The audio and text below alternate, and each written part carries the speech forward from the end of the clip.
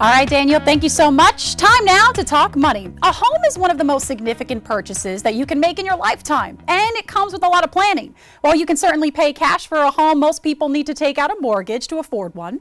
And according to the National Association of Retailers, the average buyer puts down about 13% of a home purchase. However, you may have to put down much less or even much more, all depending on your financial situation and budget. And there are ways to balance that budget. Joining me now this morning is Wonida Welch. She's the branch manager at New American Funding. Thank you so much for stopping by this morning. Christy. Thank you for having me. I appreciate it. Absolutely. So we were just chatting. I mean, Yes. this really hits very home to Yes, me it right does. now. So I wanted to ask you, how is the housing market right now? A good time to buy, sell? What are we seeing? You know, I tell my clients ask me this all the time when they call me, and really, it's really what's the best time for you, Okay. because every individual is different case, and to me, it's better than renting. You're paying someone else, you're paying your landlord basically to earn equity in their home versus you building that equity yourself.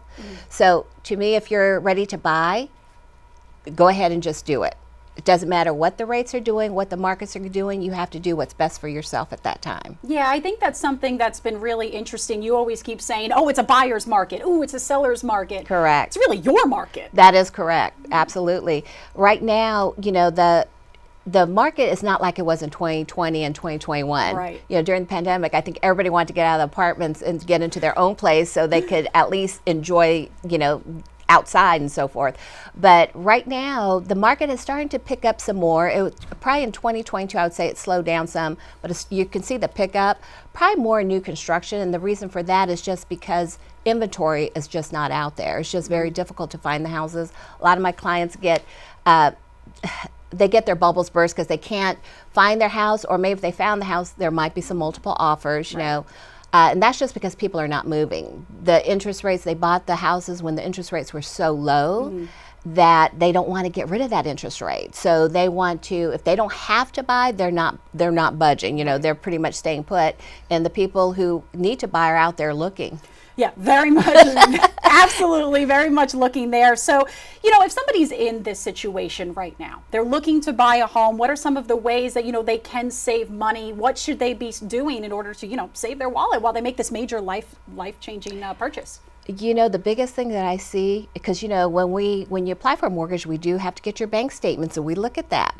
And you see a lot of Uber Eats where people get their food delivered and that sort of stuff, especially the new generation.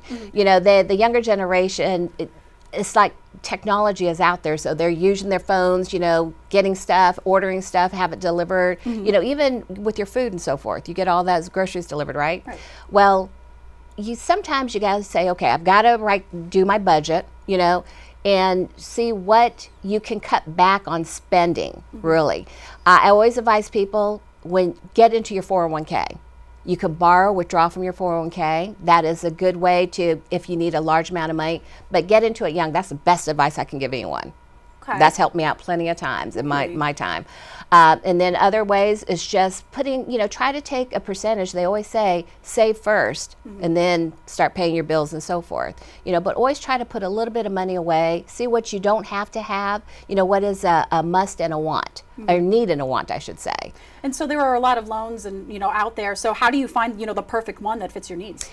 The best thing to do is speak to your loan officer. You know, do your research first. Go out, do research. Love Google. It's wonderful.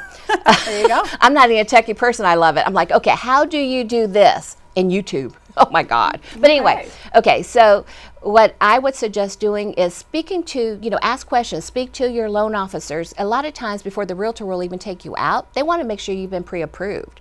So you need to speak with your lender first. Know how much you're going to qualify, what loan programs are out there, first of all, how much you can qualify for. You know, I'll have people say, I want my payments to be $900. I have to burst their bubbles and say, okay. Right. Unfortunately, it's not there. So, you know, those are the kind of things. Ask a lot of questions. The lender will say, hey, these kind of programs are available out there. There's down payment assistance programs that can assist you if you're a first-time home buyer. And sometimes you don't even have to be a first-time home buyer to get down payment assistance.